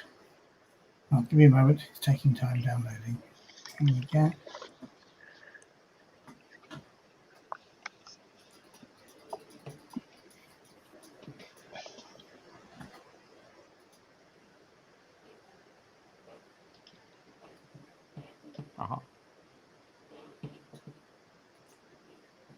And just display that differently. I can't remember how to change the display on this one. I use my iPad so much. Single page view. There we go. Yeah, that's it. Yep. There it is. I'll just take it. Stop changing pages.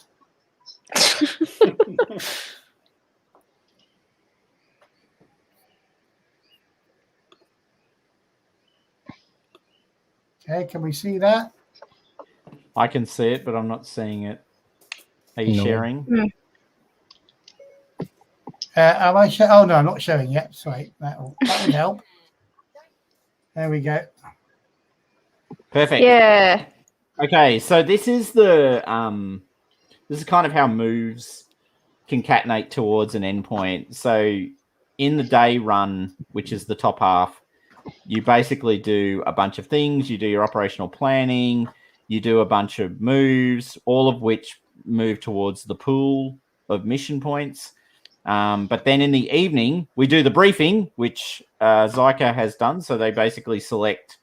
So this run is a training run. So the briefing is all about you're going off and doing a training run. Then you have a series of moves in order, and you have to select who's fulfilling each of those moves. So the most important ones are the three in the first sort of little triangle there of wayfind, enemy fire, wayfind, Vedomoya, and attack run. So a Vedomoya are the wings. So they're the people who are basically guarding the rest of the people. The wayfinder is the lead navigator of the unit. And the attack run is the person who's been nominated to lead the actual attack on the target. So what we do is in the briefing, Zyka selects who will be the lead navigator, who will be the leader of the attack run, and who will be wing people. So there's three of us. We've got 3 planes, so that's 3 rolls. It's pretty easy from there. And then there's a series of moves that we roll for each of those to see how that works. So Zyka, as mission commander, who is leading? Who is doing the wayfinding? That's Valia. Okay. So, all right. So, Valia, you're wayfinding. That's me, right? That's you. Who's doing the attack run, Zyka? That's Aliona.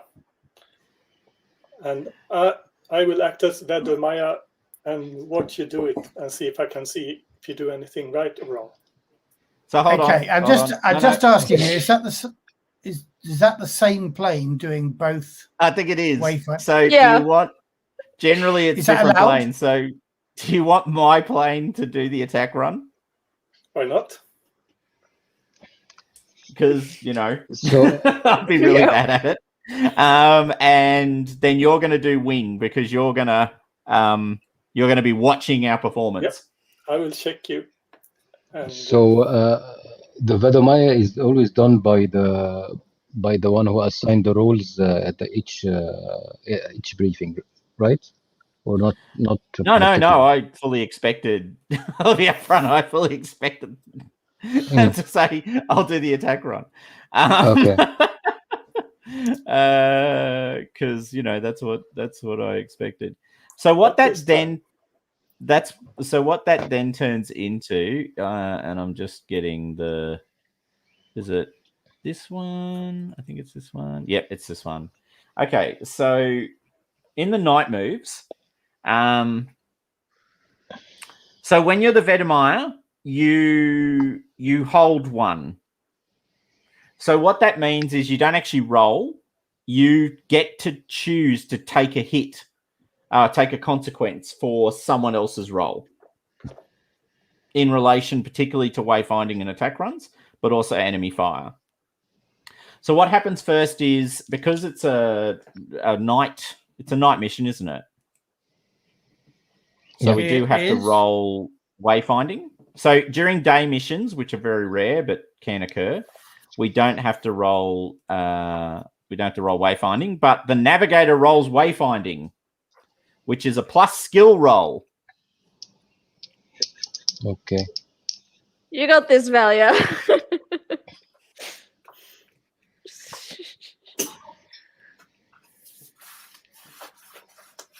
Oh, me. Sorry. Yeah. Nah. Plus skill. You Plus got skill. this. I got 8. And I haven't got this because I changed my thing to luck. But 8 without any skill modifier.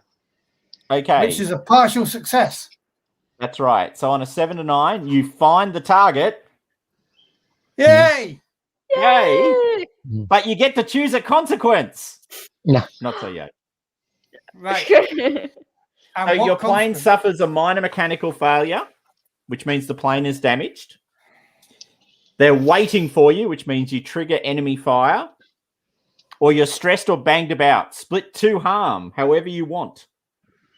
There is no enemy fire because this is a training mission. Unless the damn males down below are actually using live ammunition. Yes, they're actually shooting us with real live bullets because we're female. Yeah, definitely. So do you want to quickly describe what's going on as you navigate in? So if we're flying, I'm very relaxed about this because I can find my way there. That's no problem at all. I know the landscape like nobody's business. I'm born on the land. And I'm very relaxed. I'm patting my pilot, whose name I've just forgotten. Aliona. Aliona on the shoulder to say that's good. Thumbs up in a field of vision. We're just going smoothly down towards the target area. And then there's a few crack shots, which, crack, which is fine because it's just to give us a sense of what's going on. But when a bullet rips through the wing, and how much damage are we taking?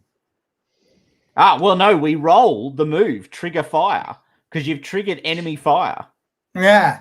It rips through the fabric, and I'm suddenly grabbing my pilot by both shoulders and saying, getting really close and just shouting into her helmet.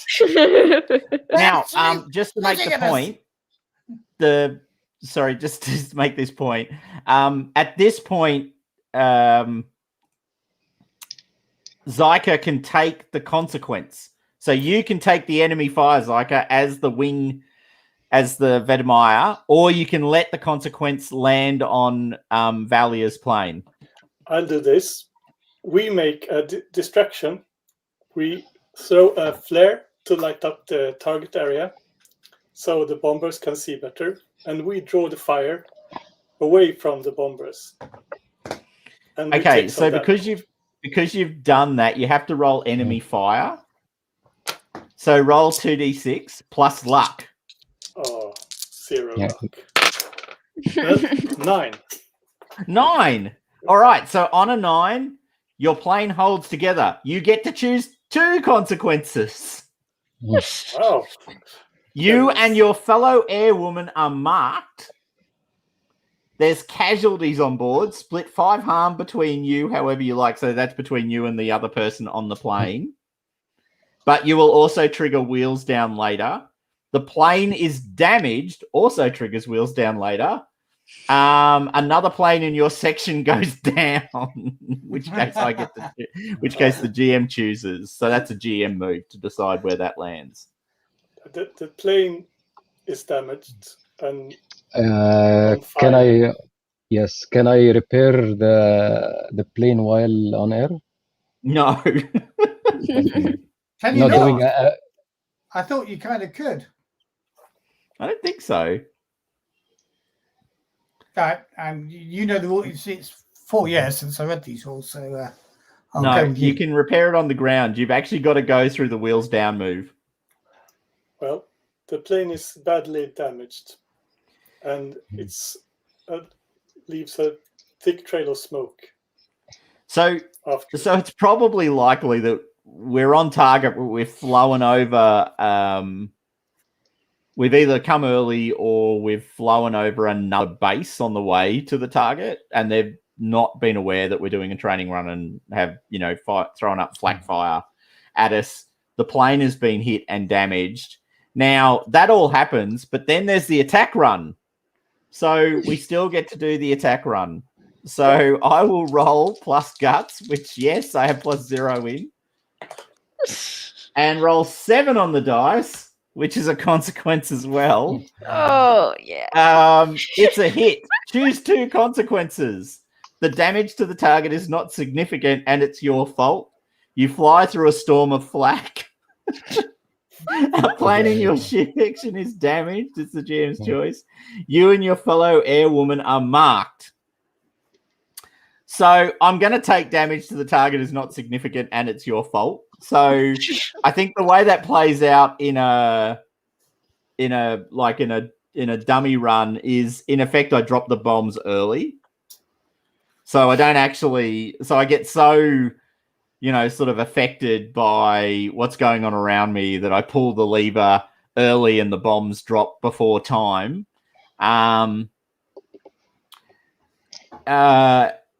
The second thing is I then have to that's choose a good point. Have we all had to choose 2 consequences, and have we and John only chosen 1 so far? It depends on the move. Yeah, but I think actually, just hearing you say choose 2 consequences, that the previous ones were 2 as well. But I might be wrong. But Wayfinder's only 1. All right, okay. So But you're right, there is actually another enemy fire. Yeah, I could choose enemy fire again, is the point. Or I could choose that a plane in your section is damaged, or that me and my fellow airwoman are marked. Now, the thing about being marked is it's both a negative and a positive, so I can tick a mark, and that can give me an advancement, which is 2 thumbs up. I can only happen once, but it's nice. Or I can take a mark and suffer a negative impact, and then it's a negotiation between me and the GM. So that'd be a bit weird because I'm kind of doing both at the moment. So I think for the purpose of the training run, I'll just assume that I'm also caught up in the storm of flak that triggers enemy fire. Yeah. So I'm coming in. I drop the bombs early. I fly into flak in the same way that everyone else does. Can I get now? One thing is, once I've done my attack run, any other pilot can decide to make an additional attack run, and they enjoy a +1 because I've done it. But of course, when you do an attack run, you open yourself up to the consequences issue. Yes, but we can do that. But we can do it. We got this. Yeah. Yeah. I expect no less. So we're going in for an attack run now. Yeah. Okay, so I rolled 8 on the dice, but So I got plus plus plus 2, which means I get a 10, which Nice. means enemy fire dodged. Excellent. Well Yay! done. Thank you, everyone. So Cool. Good on more you. luck than skill Yeah. is the line that we're looking for today. Okay, well, our turn to run in and drop some bombs because we want to. So what's the so obviously you're rolling 2d6, but what's the attribute that I think modifies it's that? guts. It's guts. Isn't it? Guts. Yeah, but then we also get +1 from being Yeah. the second to come in. So that means it's +1. Oh, let's see. Oh, that's an 8. That's Two an 8. consequences. 2 consequences. But it's a hit. 2 consequences. I feel like you and your fellow airwoman are marked. I think I'm gonna take that. Yeah, so let's go with that. yeah, we're gonna get marked. Yeah. And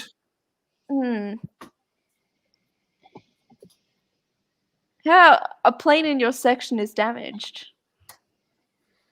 ooh, where you get to choose a plane, or does the GM choose the The plane? GM chooses a plane. Oh. Yeah.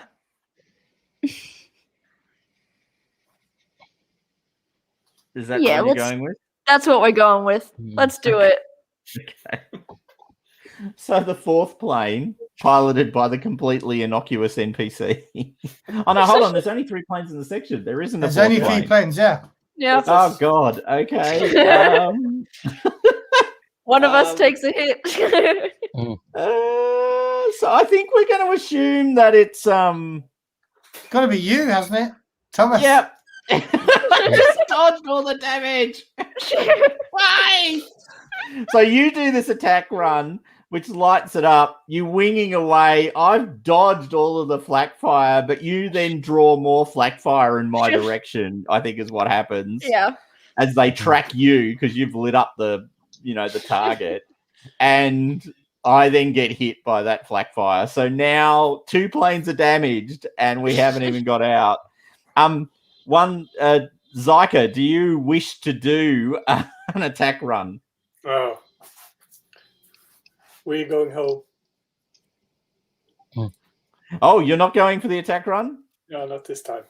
Not this time. Okay. Not with a burning engine. Not with a burning engine. That's right. You're already damaged. All right. So, so as we all come in to land, a number of our planes are damaged, which is not what's meant to happen on the safe to dry run. So when you land a plane under less than ideal circumstances, less than ideal includes putting it down anywhere but a prepared airfield, or with battle damage, or with an injured or dead crew, you make a wheels down roll. So wheels down for both me and you, Zyka. So Zyka, would you like to make a wheels down roll, please? I'll do that. 9. So did you include your skill in that? I have no skill. You have no skill. Yep, you're just like me. Okay. You get to choose. On a 10 plus, you're on the ground in one piece. Change to an open regard slot to refer to your plane if you want. On a 7 or 9, you prang the plane. Choose 2 consequences. Adventurers, however, only choose 1. But We I'm didn't not get hit. adventurous. Well, it's a fiery wreck when we land, so the plane is crashed, totally crashed, and we jump out with burns on us. So I take 2 harm, and Anusha take 1 harm. But you only need to take 1 because you're an adventurer? No, you're not an adventurer. No, forget it. Forget I ever said that. You're a leader, yeah. So 2 harm to me, 1 harm to Anusha in fire damage. And, Okay, so the plane. So you're coming in.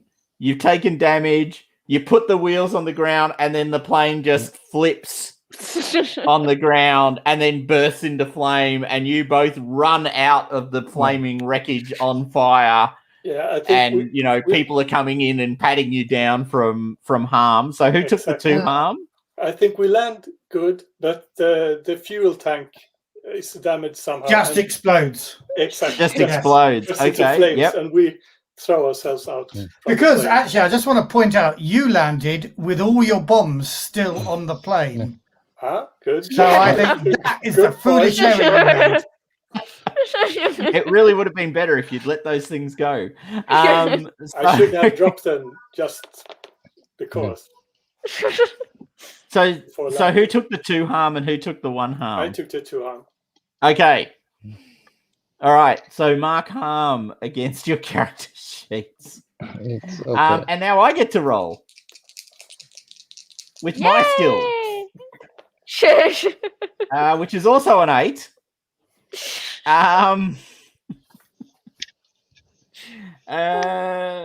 I think its lack of skill, courage, or care with people's machinery is noted. So, the NKVD notices how bad a pilot I clearly am, and how lazy and lackluster I am with important military equipment of the Red Army. And I think in complete accordance with that, my plane is also written off as a result of the landing. But my landing is much more about I just kind of casually sort of try and land it.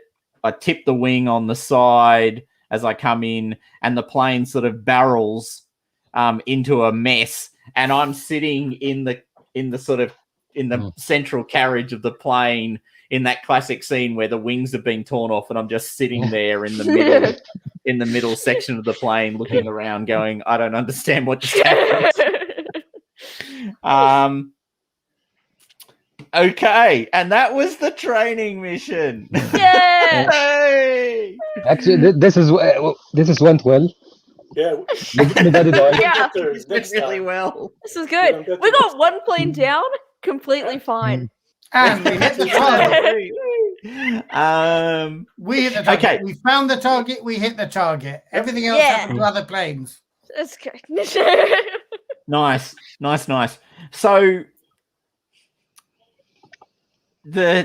So we should probably quickly talk about the mission pool. So we did mention it earlier. So the mission pool is what you do during the day to build up +1s that you can then spread around roles to improve your chance of making a success. So you can see why it's so important to build up a good mission pool before you go on a mission, because consequences are nasty in this game, and you could die very easily just through 2 bad rolls. What's the maximum of pool used? I think it's 3, but don't quote me on that. I'll have to go and actually check. Okay, I guess I guess I saw it. Yes, I guess. Okay. I'm guessing they have a huge warehouse with planes waiting to be destroyed by us. Remember that box that we were told about Yeah. earlier? Open a box and take another one. That's right. It's time to go and build another one. So normally what we would then do is a day. The reserve plane is a beat-up reserve of dubious airworthiness. I'll just read from the... Read from that description again. Yeah.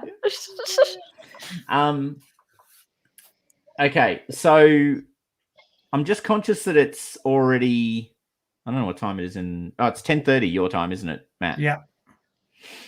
So we're probably not going to get through the end because there's actually at least one more flight mission. Did we want to stop here or get through a bit of the daytime stuff first? What are people's preference? Well, shall we go? So there's some questions to ask at the end of this section, and then there's part 7. Should we get to the end of part 6? Yeah, and so then that's do the part daytime 7. move. Yeah. Okay. Shall we do that? Yeah, that's great. Yep. No worries. It's me asking the questions, I guess. Yeah, Yes. far away, man. So I start with, and this is not in character, it's just questions too, I guess. Yep. Yes, each player a personal introspective personal question for their character, I think. So, yeah, that's true. Valia, what did the Soviet state take from you? The Soviet state has given me everything I need. It has taken nothing from me. Of course, I do miss the kind master we had when we were serfs. We had a very kind landlord. He was killed, but he stood. He didn't conform to the power of the people. Nothing's been taken from me by the state.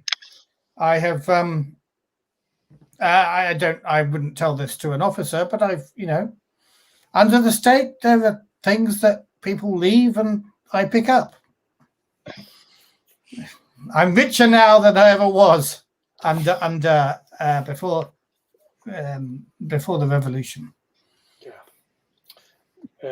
Valentina, when we search your footlocker, what surprising things do we find? So probably the most surprising thing you find in Valentina's footlocker is a bracelet with quite expensive gems in it. Seen it, nicked it, spent it.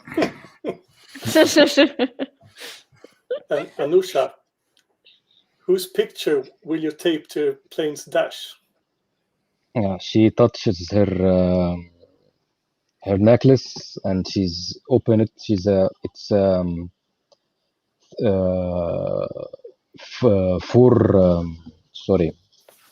three picture pendant with picture of her three sons in one, her marriage photo in one, and her father and her mother in one. But she said she will put her son's picture because she lost two during the war, and she will do anything to get the other one back.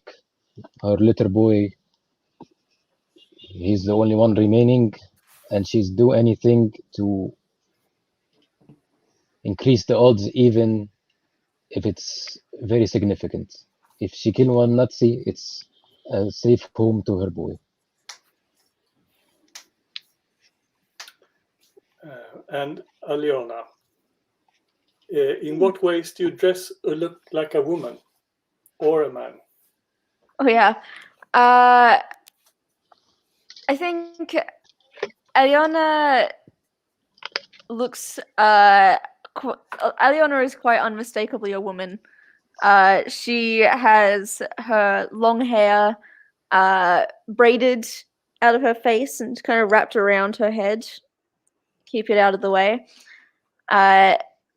And she dresses wearing the uniforms we were given. They don't fit her at all. She is very small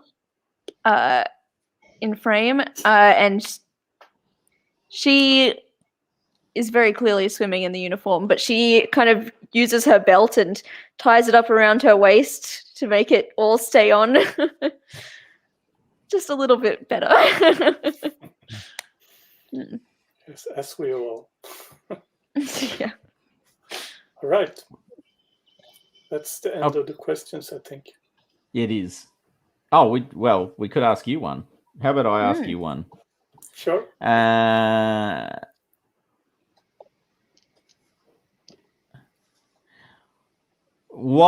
Who in the regiment evokes the strongest feelings from you and why? The planes. I'm flying, not burning. Do you cry when the planes burn? Yeah. Yeah. Okay. Cool. Good to know. Yeah. Okay. Yeah. I'd cry when the planes burn. Okay, so one thing we can do very quickly, and we probably just do it very quickly for the sake of it, or we could leave it and start the next session with it actually, which is, do we want to do the day moves?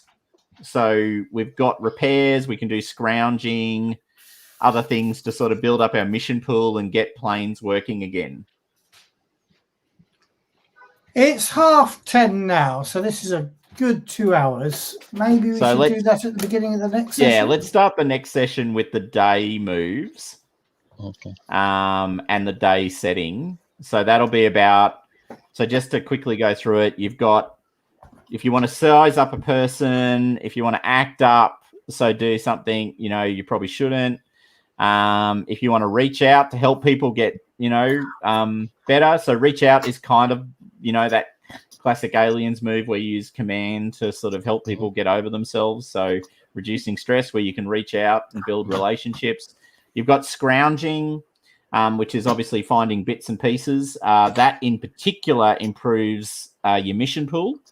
And then finally, not finally, you've got two more. You've got repair, which we're going to be rolling. It's going to be very funny.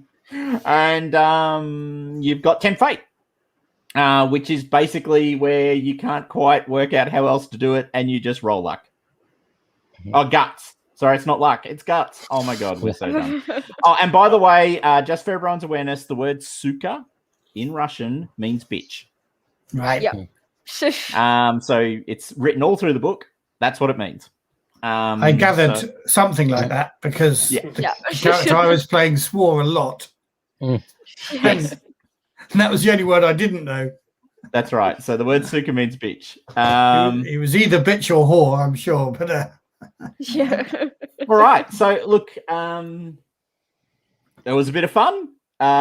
It'll one thing about PBTA that they make the comment on in all the PBTA books that I've been reading over the last few weeks, which I've been reading quite a few, is consequences build on consequences. Roles build on roles. Yeah. So as you accumulate the impact of your roles, your character gets richer, which is actually true because you build out things. Oh, I'll tell you what. Should we take marks, Alonia and I? Yes, who took marks? Didn't two people take marks? That was, me and Valia. Okay, so go to your character sheets. Because your marks are at the bottom of your playbooks. Yes. Okay. We don't have any moves yet. Well, you don't have any particular moves, but if you take a mark, you can get one. Ooh. Because there's actually a mark called Advance and Grow. Right. Okay. Tell you what, I'm going to take that one.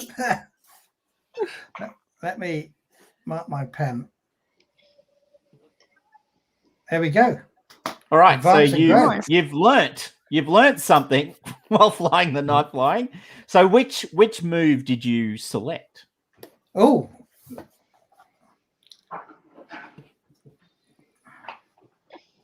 So does everyone have these moves, or these? No, they're independent to each playbook. So each playbook has its own set of moves. So I'll just explain. I've got To Hell with Death, which is when I'm marked, I can name another player character who is marked instead. Permanent File, when I submit an official report to my superiors, I can mark someone, change the accepted truth of a mission, or add one to the mission pool. Were I a zealot, I'd obviously go for that. Fortune's Fool, choose a single move, replace the rolled stat with luck when I trigger it. I think that might be the one I'm aiming for. Voron, when you steal a treasured possession from someone.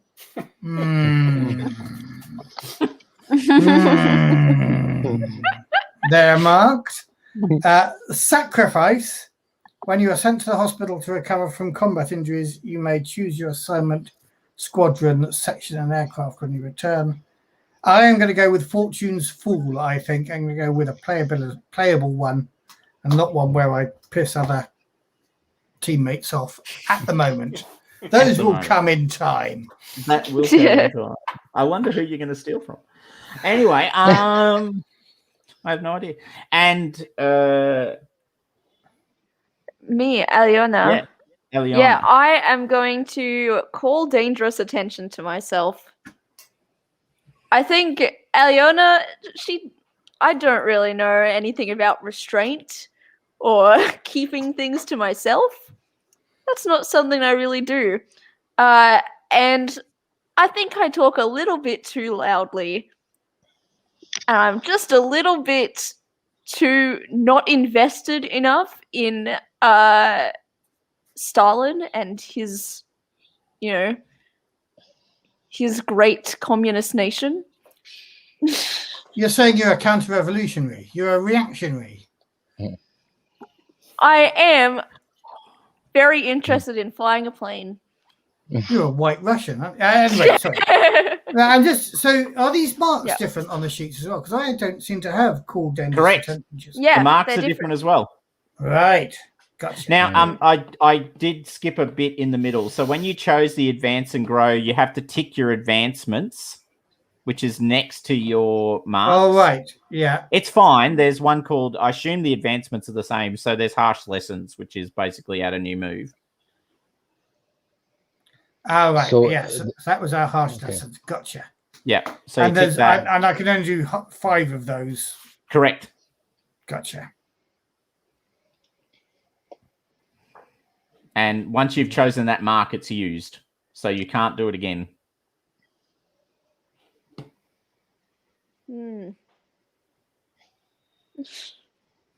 Oh, by the way, Jason, you didn't actually explain mechanically. What does your move do? Oh, my mark, you mean? Oh, you chose the mark. Oh, sorry, Yeah, you didn't choose the move. I chose the mark, call dangerous attention to yourself. Yeah. Right. NKVD will be visiting you in the day run. Yeah. And she gets nothing, so she doesn't get advance and grow for that. She just No. Right, No, gotcha. chose a different mark. And there are other ways that people can earn advances. Correct. Gotcha. And I chose one. I chose the same when I crashed the plane. Nice. Yeah. I'm because I drew attention to myself. Yeah. All right. Well, there we go. Brilliant. Thank you, everybody. And thank you, especially Thomas and Bruce, for getting up at the ungodly hour of 5 o'clock in the morning. Thomas and Jason, what did I say? Sorry, that's just me doing archetypal blooming Australian. I apologize for that. Everyone in Australia is called Bruce, unless otherwise. Where's your cork hat? Hey, Bruce. Thank you very much to the two of you for getting up so early to help run this game. It's been fabulous. Are we all meeting again in 2 weeks' time? Or yes. Yeah. What we might do is rotate cast members. I'm guessing from the way this is played that we can have no more than 6 cast members, or even maybe when we get into the later stage, we could do a GM and 6 cast members. Yeah, absolutely. So there's 3 planes in the section. Each plane can have a navigator and a pilot. So, we should limit it to 6. But I mean, anything more than 6 would be unmanageable anyway. So I think that's fine. Yeah. Brilliant. So we shall, I mean, everybody, of course, is welcome here, but don't feel that you have to be beholden to turn up every 2 weeks, because we can split it. Except, Thomas, you've got to turn up next week because you're taking us through the introduction and you still haven't finished that. Yeah, and I'm going to run the second post, which is, I think it's Rostov on the Don. Proper combat post.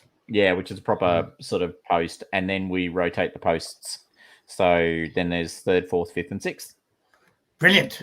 And the 6th is split because you spend half of it pre-Berlin and then half of it at Berlin. Smashing. So that's going to be in 2 weeks' time, roughly the same time, and definitely the same channel, for which I should say, like and subscribe. Yes, and thank you all, everybody from the Effect Podcast, and thank you, all our patrons who not just support us by giving us money to run this podcast, but also by turning up to play these games. It's really appreciated by Dave and me. And we'll say goodbye, shall we? Yeah. I'm saying goodbye. Bye-bye. Goodbye. Bye-bye. Bye.